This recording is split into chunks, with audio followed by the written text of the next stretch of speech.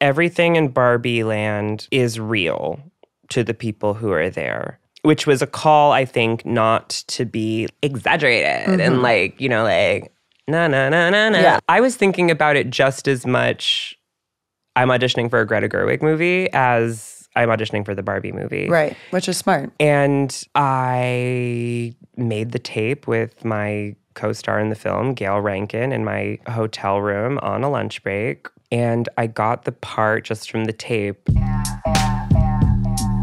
My guest today is Nef. When did we meet? I'm trying to think. It was a long ass time ago. Like, I want to say 2015 or something. So I've been a fan for a long time. I just really like Hari, which is nice because, you know, you don't always feel that way about everyone that you're fans of. True. You don't, you know? But I would like sit down with her and talk shit any day.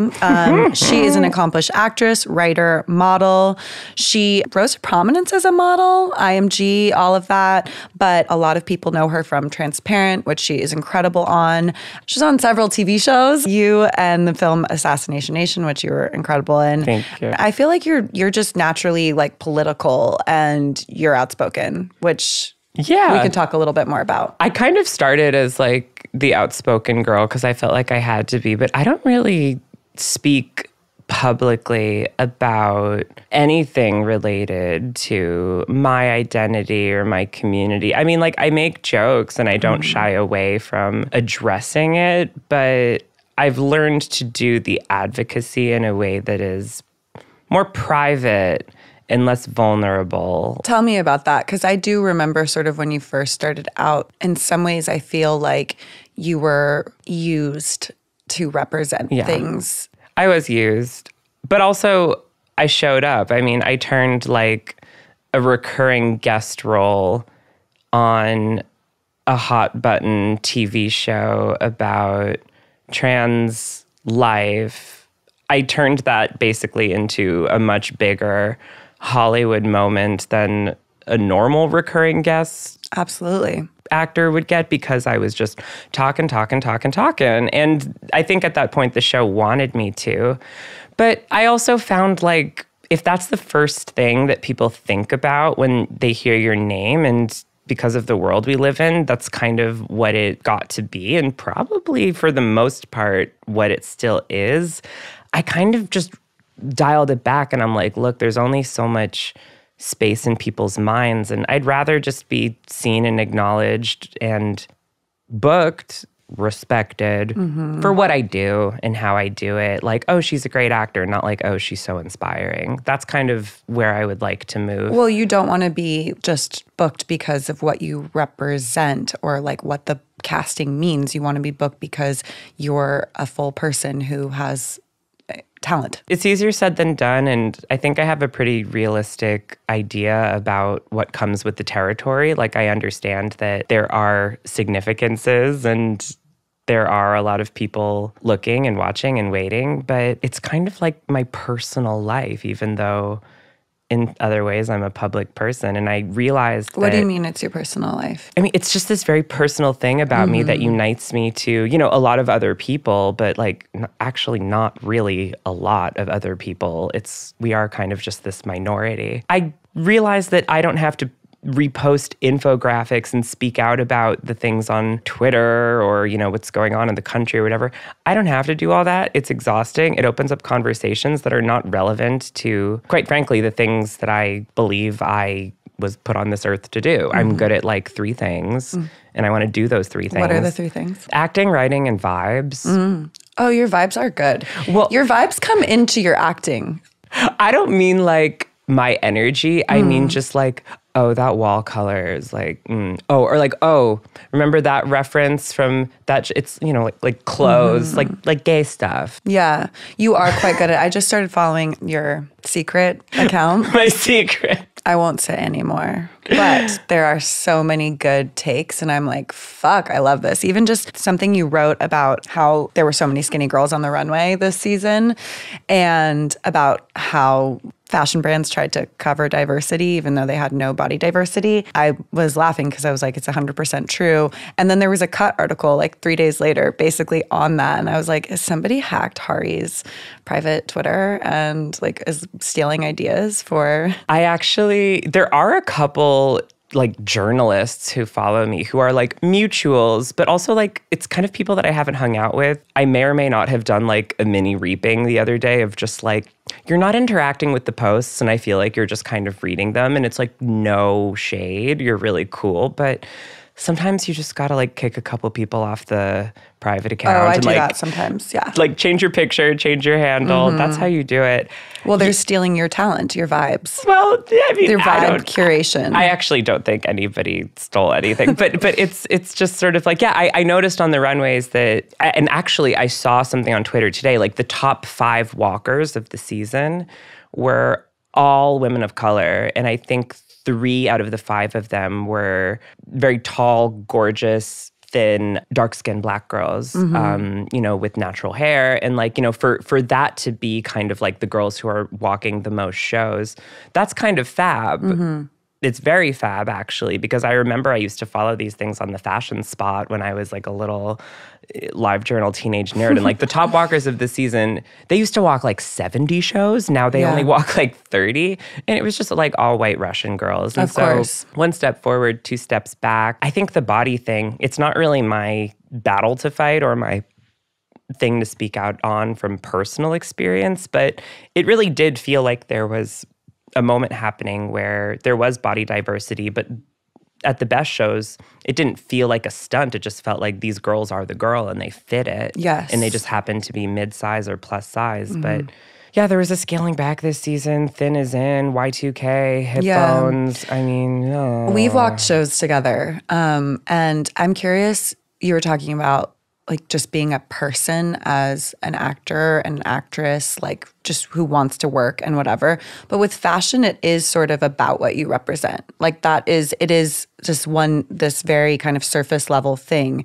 And I always think about that because people ask me about fashion and about diversity and about how meaningful it is. And, you know, a lot of times I point to the fact that most fashion companies are still, or almost all of them, are ultimately run and owned by white men. So the diversity doesn't really whatever. But when we're talking about beauty standards and we're talking about whatever, fashion is surface level. It is about the look. It is about what you're saying is beautiful or cool. How does that feel? Like, do you hate that or do you kind of like it? I mean, because when we walked J.W. Anderson together, you fucking got in character. I watched you. You were like, okay, this is who she is. And then you gave it to me. And I swear to God, my walk was better because I was in character because of you. And when you did like 9 shows in September or something? Yeah, I did. Very unexpectedly. I'm happy. I love it. I love it too. I mean, that's the thing that I like about runway. I like it so much better than sitting front row. Because when you're doing runway, you are playing a character. And it's not actually just about how you look. It's about how is this person going to walk into the room wearing these clothes? And the fact that there is that gesture of personality and attitude that exists almost exclusively in a runway show unless you're doing like, you know, a fashion film. Remember fashion films? Anyway, the body in motion through the clothes, I think, is what liberates you from just feeling stuck in the look. When you're sitting front row at a show, it's you're you. Yeah. But it's like not you. You're in an outfit that more often than not was chosen for you, or you chose from 5 options and they've got your name on the list and they're just like, oh, where does she belong? And that judgment process is never really made by people who know you. I don't really think the designers consult on that. Well, you're not a part of the production in any way and in the vision. You're, you know, representing kind of yourself, and it's like going to an event. It doesn't feel like you're a part of the show. I like to be a part of the show. Yeah, you do. I just saw you in 2 plays the past 6 months. You are busy, man. You have so many things going on. It was really nice though, because there's all these kind of film moments that you have coming up that I want to get into between HBO's The Idol and then Barbie major. But in the meantime, you're doing theater. And I was just thinking about how talk about the personal and like being fulfilled. And why have you gone to theater? What do you like about theater? Let's talk about your journey with theater. Well, theater was where I came from. It's where it all started. I was never a child actor or anything, but I did after school theater at the JCC, Cutie. In middle school. And then I think in high school, I grew up in, a suburb of Boston called Newton, Massachusetts. And it's like high taxes, good public schools. And I went to public school and there was like good theater programs after school, a great theater, production unit, good teachers. I also did the speech and debate team. If you really wanted to like see if you could give it like that, there was opportunities. So I just kind of did as much of it as I could, and then I went to school for it. And you went to Columbia, right? Yeah, I went to Columbia, and I got my little BA degree in theater with a concentration in acting. My senior thesis was actually the Seagull. It's not my first time doing the Seagull. Which is the adaptation I saw you in last night. Yeah, it's my second time doing that show. Not the same adaptation that I'm doing now, but yeah, I mean, I'm so happy I get to do this play now because it's directed by Scott Elliott. Prior to graduating, Scott had actually cast me in an off-Broadway show at that theater. And it was this thing I was so excited to do. And then I got transparent. And I had to make sign your name in the Devil's Hollywood book. And I left the show and I went to go do the Hollywood thing. So being able to come back and do a show with Scott is fab. But what I like about theater most is that no one yells cut. You aren't like sitting around with your latte waiting for your coverage or to do this. You're not in your trailer. Once rehearsals are over and the play is up, you show up, you do it, and you leave. And you have to do it over and over and over again. It's deep and it's rich and it's extremely scary. And you only have one take per night. You can't do take two of the scene. So whatever crunchy bits emerge, and they always do, you just have to push through it. But also, I don't know, I'm a little kinky in that way. I like having all those people look at me. It makes me feel like I can reveal something. It's something about the event of it? Something about the event and the spectacle and the tension and the tightrope. It's sort of like what I was saying about runway versus sitting front row. I feel so much comfortable like letting my personality show when it's like, here is look 34, not like Hari sitting front row. When it's like Hari sitting front row, I'm like sitting there like a randomized sim, like, what am I doing here? Who am I?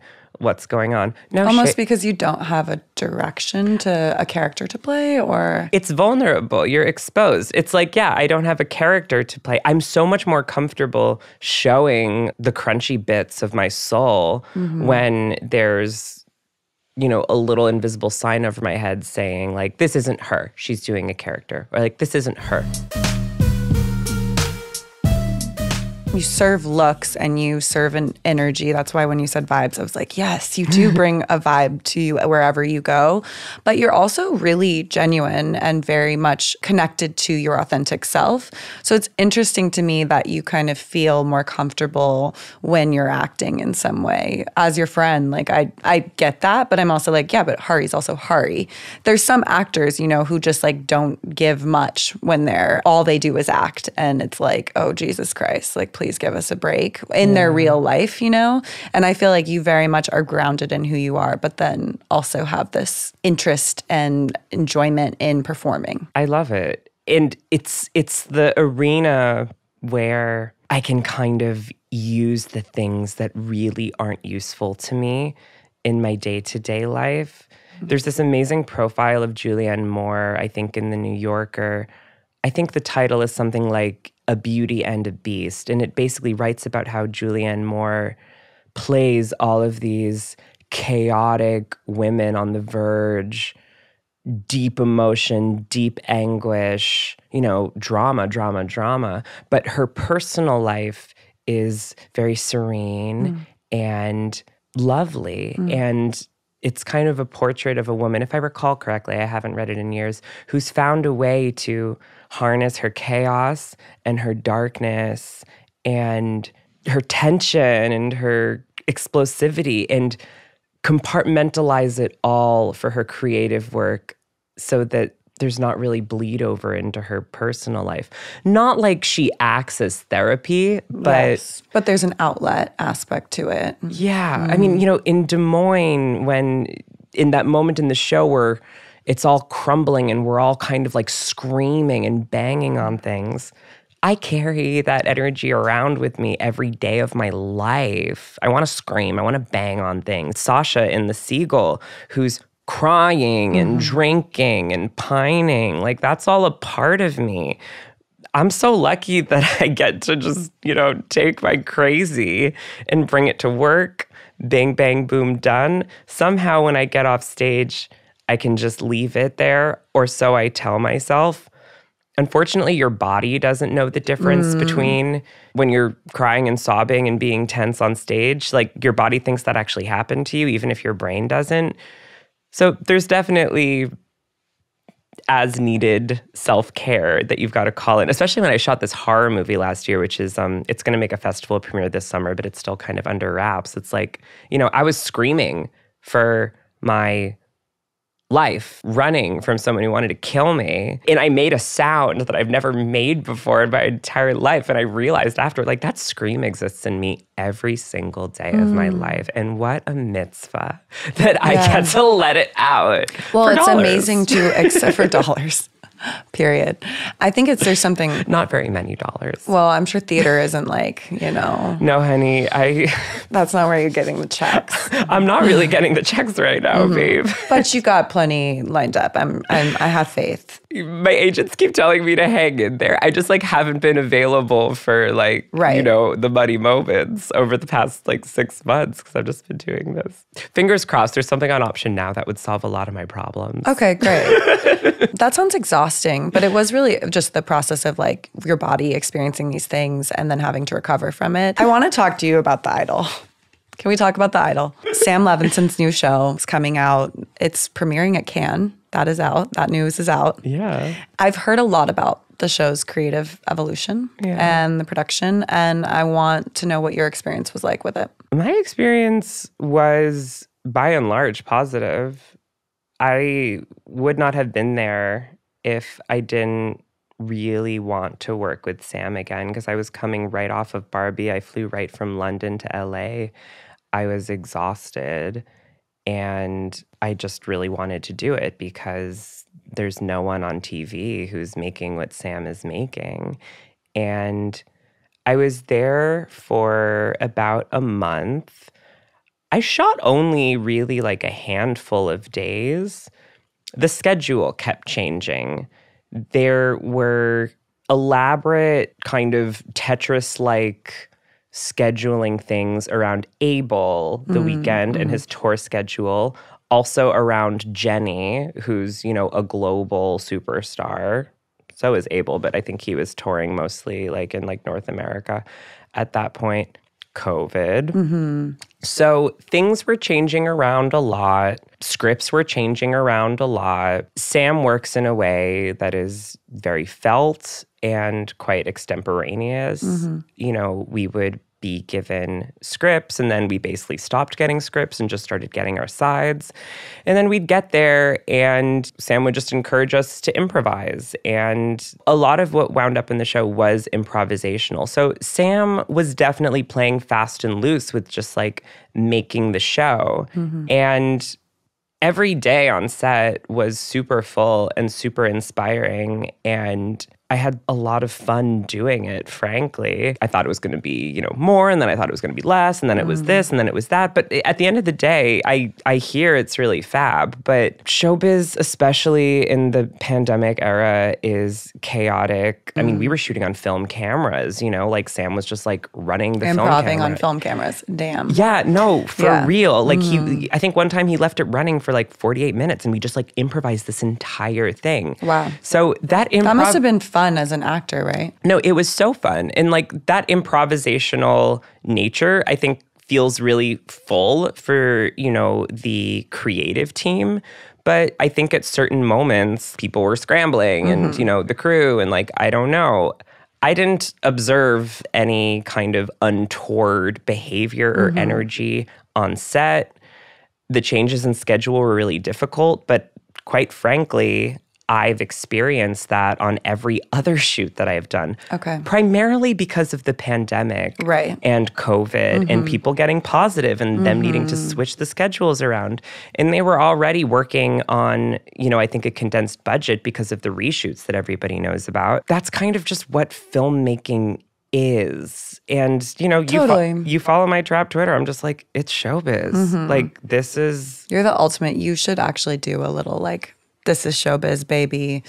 Here's the advice that I would give a young coming up person who's interested in entering it. I mean, I don't even feel established in that way. I think a lot of the girls are showing up and to the events, but they're not booked. And we talked about this in... It's been the opposite. I'm invited to the events, but I can't go to none of them. But that is so chic and very cool. And also, I think probably both personally fulfilling and also going to provide longevity and is strategic and smart.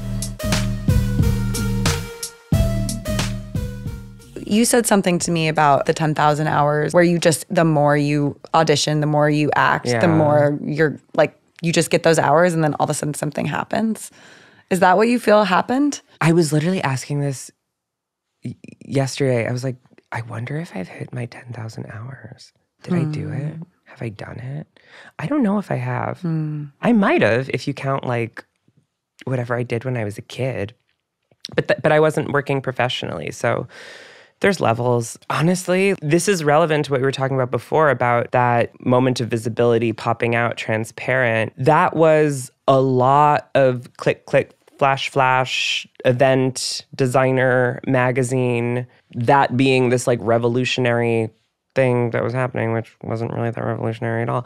And it wasn't really as much about the work that I was doing. It couldn't have happened without me giving a really, in my opinion, solid debut performance and transparent. I wouldn't have had any of that without that. But it was just this little thing that turned into this big thing. And I kind of got caught up in the sauce of that. It was all about, but I was caught up in it because I thought that it was what I needed to do in order to be a player. Right, to be successful. It's I went to the Emmys twice and I was nominated for an Ensemble SAG Award and this is the beginning of the rest of my life and I'll be at the Oscars in 3 years. No, that didn't happen. Because what actually has to happen is you need to become experienced and you need to shut up and you need to hunker down and get your life right and stop twisting your psychic energy into a tortured, mangled mess because you're going out in front of the firing squad cameras all the time and giving interviews about the most personal things you've ever gone through. And you can't really succeed as any kind of creative person if those are the things throbbing in the center of your life and your consciousness. And so... Well, that becomes a full-time job. I'm fully C-list at best at this point. But people, especially if you're queer and online, know who I am. It's I've been working, I've been out here, but it's actually been this gradual process of okay, she had the big pop out, she's done some things that people saw. I hunkered down for a second and I didn't work for years and I had to just sit back and do the work and make a bunch of bad self-tapes and then kind of get better at them because I did them more. I was also really snobby at the beginning. I was I started with Transparent. I started at the Emmys. I don't want to go back from that. And so I would just turn down stuff. Also, I was so quick to get offended on this isn't good representation. This isn't, I was snobby and choosy. You should be choosy to a certain extent, especially if you have a point of view. But right around the pandemic, I basically just started auditioning for everything that came my way, unless it was egregious, because I was you know what? I want to act. I don't care what it is. Even with Des Moines, the play that I did earlier, I played a trans character, very kind of psychedelic, hallucinatory vision of a trans person. So was everybody else in the show. But certain actresses probably would have read that and been oh no, this is no bueno representation. This is not it. And I thought that the play was so interesting that I could do something with it that was more than what was on the page. And that's what I tried to do. I think you were successful in that. Thank you. Yeah, she felt very three-dimensional and specific in a interesting way. When I was writing the book, there was a Joan Didion quote I put as a background in my phone that was basically shut up and work harder and try harder. And that was, I can't remember, I'm butchering it, but it was the background of my phone. And every time that I would feel whatever, it's you have to just let go of, I think that actually is a line from the play. Like, I think Parker Posey's character says something about like, everything today is about making a splash. And you have to focus on not making a splash and doing the hard work. What about the Barbie movie? How did that audition, that casting take place? What's the story? Well, I was shooting a horror movie in Ithaca, New York in the dead of winter. It was like 7 degrees out. By day, I was like running around a hotel, like crying and screaming and having paranoid thoughts in character. And then this audition came through and I'm like, cool. What does that mean? Is when this got announced, I was like, wow, that would be the coolest thing that ever happened to whoever gets to be in this movie.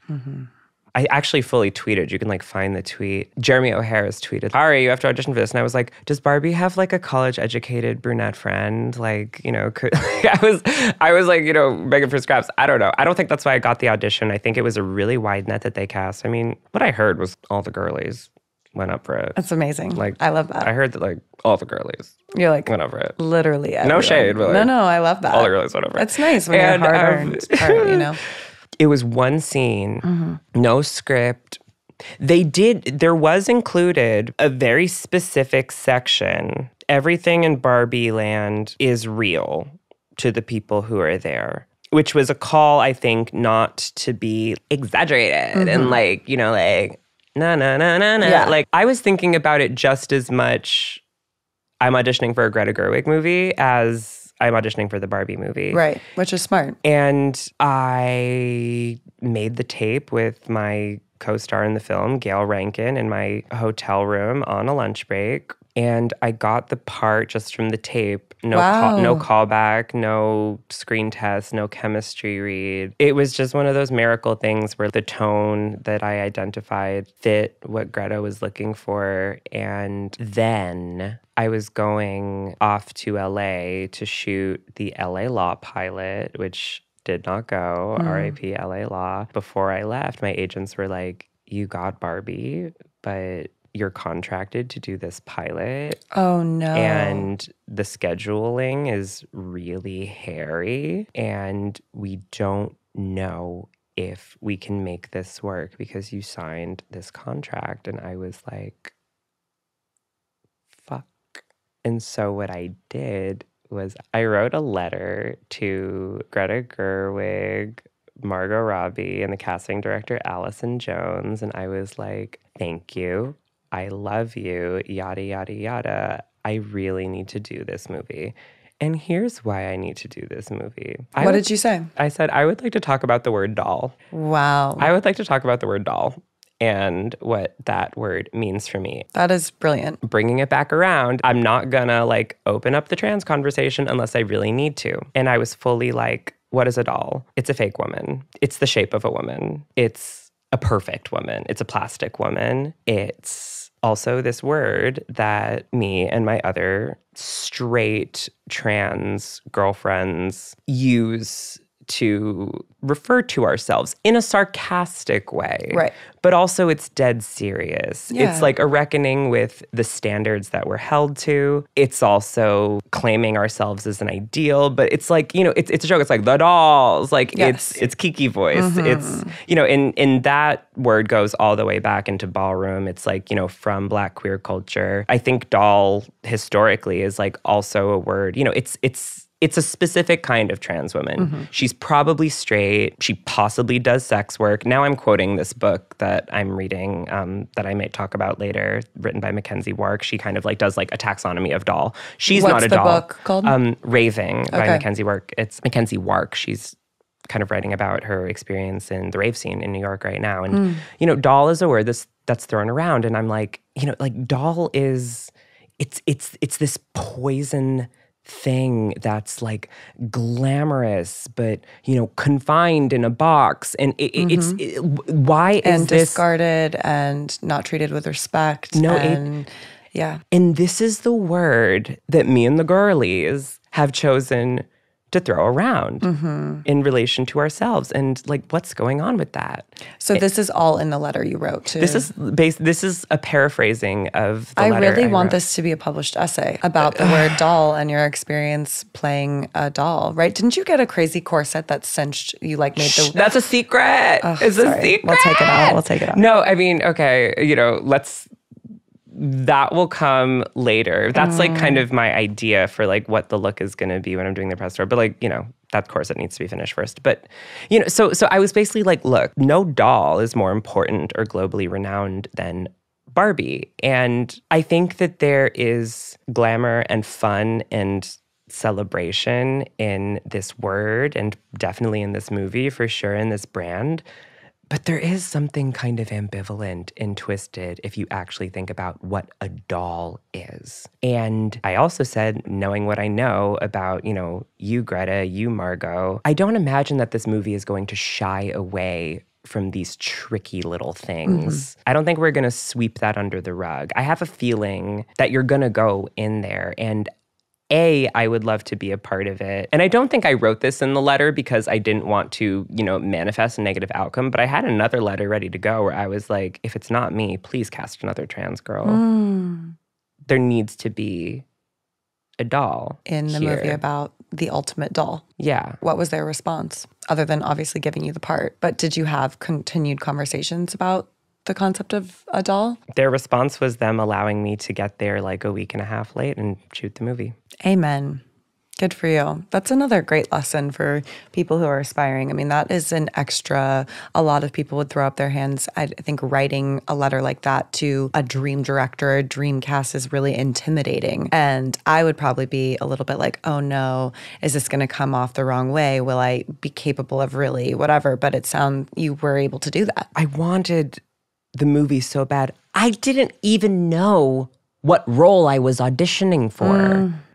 I didn't know. You were just like, I should be a part of this because I understand this idea and it's a part of my personal identity and I want to investigate it in a cool way. Yes, all of that, but mostly like I want to investigate this in a cool way. And I trust that this team was going to do that. And that's for sure, I think, what we're going to see. I read and also have known that you have played a lot of bitchy characters. And I read that you said in this audition, and actually last night I felt like the character was a little bitchy, but she also kind of softens and gets worn down in this really vulnerable way, that you didn't read the character for Barbie in a bitchy way, which is why you got the part. That was a part of that little like thing that I read in the casting notice. These are real people.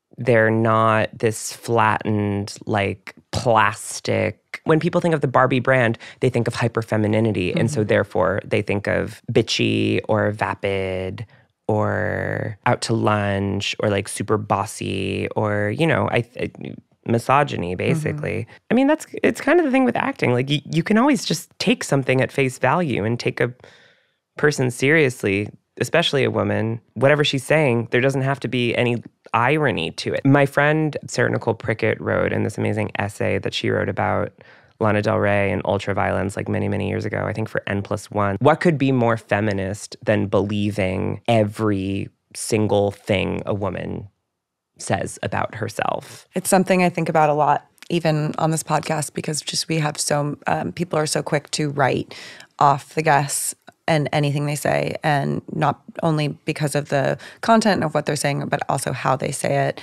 And it is really difficult for me because I thought of myself as somebody who could identify misogyny and knew how rampant it was. And since the podcast has come out, I'm like, oh, it's so much worse. It's 3,000 times worse. And the whole ambition of this podcast being high-low is the idea of like kind of like identifying how we think of femininity so often as this like lowbrow, anti-intellectual, naive, ditzy bimbo thing when actually it just isn't. It's going to be a long journey is what I'm discovering. But I wanted to ask you on that same vein, because you are good at vibes and because it's the theme of the podcast, high and low picks. I think the high pick for right now is just the book that I'm reading.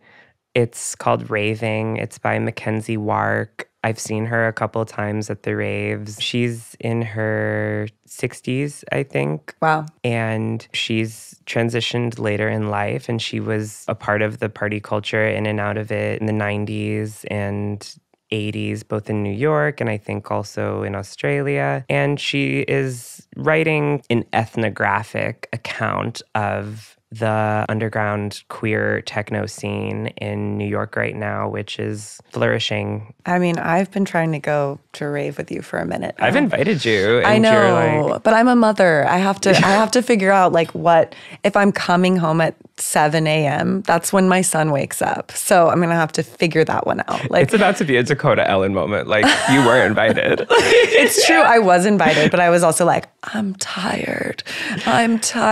But he's getting older and like I could miss a morning probably. So, but this book sounds fantastic. She writes very kaleidoscopically, but also academically about like what a rave space is and what the music does. She writes about this idea of letting the music fuck you, but also the way time changes, your relationship to time changes on certain drugs, and things expand and protract, and there are intimacies, and people bring so many things to these party environments, these thorny, intimate desires for release and for love and maybe for sex. I mean, I try not to lay it on thick with talking about the party culture stuff in environments like this because I don't work for a living in those environments. I'm not really even someone who needs those environments as a release and a safe space just because of what I do and the privileges that I have. In the grand scheme of things, I'm a weekend warrior. But like, I came up through the warehouses in Brooklyn. I was throwing raves in Brooklyn in like 2012, 2013. Like, you know, that's where I was performing. That's where I was. I mean, like,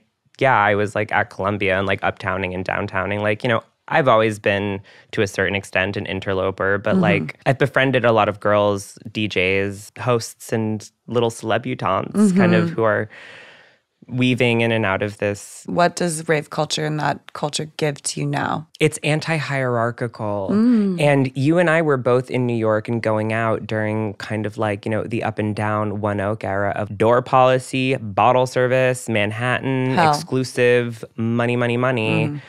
If something was popping in Brooklyn, you know, circa 2013 or 14, it didn't take long for all the people involved in that party to be, you know, working a Manhattan party in 3 months. Because it was right when Instagram came out and people, you know, there stopped being secrets in New York City and people started finding things out very quickly. And I think it was so about like the fashion party and the seated dinner. Cool people, whether they're like, you know, young and underground or they're like, you know, live in Manhattan and have cool culture industry jobs. They want to be at the thing that feels like real and underground and authentic. It sounds so corny, and it is so corny. And quite frankly, this scene will probably befall the thing that happens to every other New York scene, which it gets too big or it peters out. I don't want to say too many names of parties. I don't want to say too many names of clubs. It's, no, you know, I was just curious what drew it to you, but I think that's so interesting. It's a space to release and to feel music and to feel communion, both platonic and sexual, with people who are there to move their bodies, not to be seen. A lot of these parties are putting like stickers over your phone, kind of Berlin style. You think about like people going out in Hollywood in the 90s and how you see pictures of the celebs from that time just like out, like getting wasted. That's what you should be doing when you go out. You should be letting loose. And it's so easy to feel like you're on display living in New York and trying to have a nightlife. I think what really Dumois and everything else now too. I guess in a certain way, like shout out to those girls. They're really building an empire. I had to unfollow. It just felt too dirty. I don't follow, but I do look. It felt dirty. Yeah. It's definitely, it's hard. It's the end of privacy. It's little birds, you know. But I will say it's funny talking about this with you because at the Oscars after parties, like there are no phones and there's no pictures.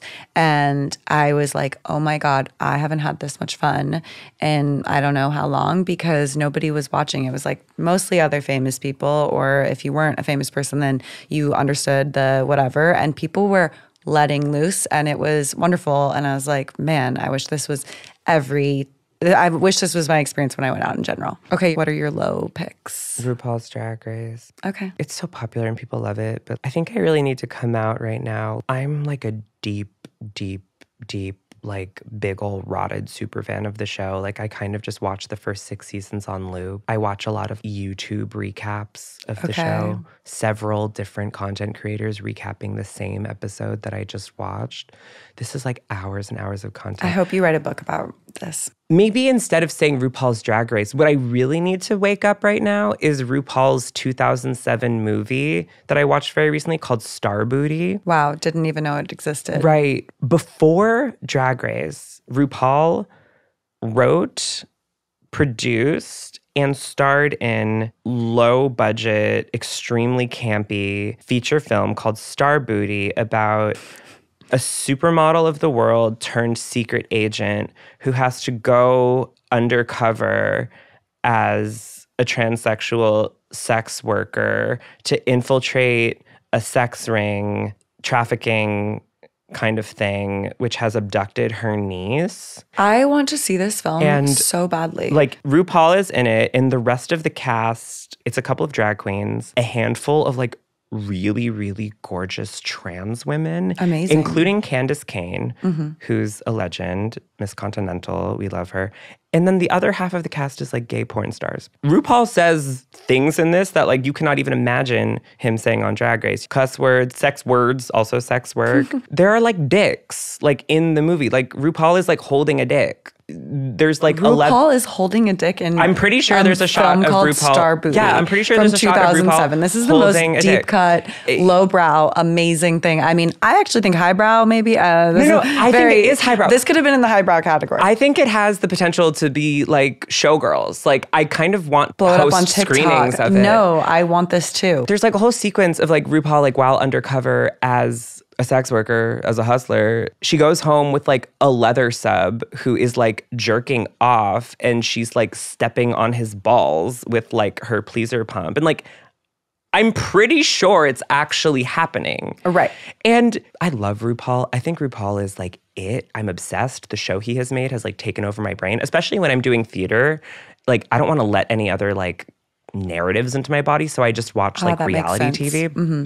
You know, in a way, maybe I would like hold off from like even talking about Star Booty out of respect for RuPaul because it does, you know, it doesn't seem to square with her brand right now. But like, there's fully an episode that pays tribute to Star Booty on RuPaul's Drag Race season 2, where like she shows clips from it. Like, okay, you know, it's not like she's trying to hide it. She's not burying it. Yeah. Well, it definitely doesn't square with. What's interesting is it doesn't square with how like family friendly her brand is now, but her brand also became very family friendly in the early 90s when she was, you know, going on talk shows and breaking out as supermodel of the world. So between those two moments of success, like before Drag Race, I think she was just kind of like, what's it giving? And decided to make this like gonzo, John Waters-esque. There's a bunch of references to Showgirls in it, actually, with like a bunch of transsexuals and gay porn stars. And it's like, the most insane thing I've ever seen. Okay, I need to watch this, and I need it to blow up on TikTok and become a thing, and then I need you to host screenings and also to write an essay about it. I've literally talked about doing both of those things, like in the near future. Can you please do that? Also, I just want to say in general,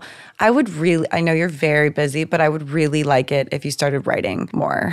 Thank you, because I was writing a lot when I wasn't acting, and then I started acting a lot, and I stopped writing, and I really like doing both of those things, and I know that I'm supposed to be doing both of those things. I think I'm still finding what the balance is. It's hard to do both. But a lot of people that I'm working with in the play right now, like Patrick Foley and David Kale, like they're writing too, and they are having like, you know, Netflix pitch meetings and stuff like that on like show days. I don't know, they're multitasking, and I'm just sitting here being like, I'm so lazy. I think it's one thing to be pitching. I think it's another thing to be writing and in the process of writing while also performing. I think it's hard. That would be hard for me. I could like sell the shit that I'd already done after. For me, it's like everything unto its season. You know, I know that, you know, waves of acting work eventually end and peter out. It's happened to me once, and I know it's going to happen again. And during those moments is when I kind of get back to the laptop and the pen. Your cultural, criticism and talent for vibes is something that is very rarely paired with the skill for writing. So I think you should do that. Thank you. I mean, the ideal would be to combine what I do as a performer with what I do as a writer, and maybe like write something for myself or write something for other people to perform in. Well, I don't know if the cycle for the acting is really going to wind down because you have probably the biggest show coming out and you're part of that. And then Barbie, which is, I just like can't even wrap my head around what that movie's going to do to us. So I'm scared. Congratulations. And thank you for coming on the podcast. I will continue to come to all of your plays. I really enjoy it. Like I said, I brought my parents last night and there were some shocking moments, and I was sitting next to my 75-year-old father, and that was fun. But they actually loved it. Thank you so much for being here. Thank you for having me.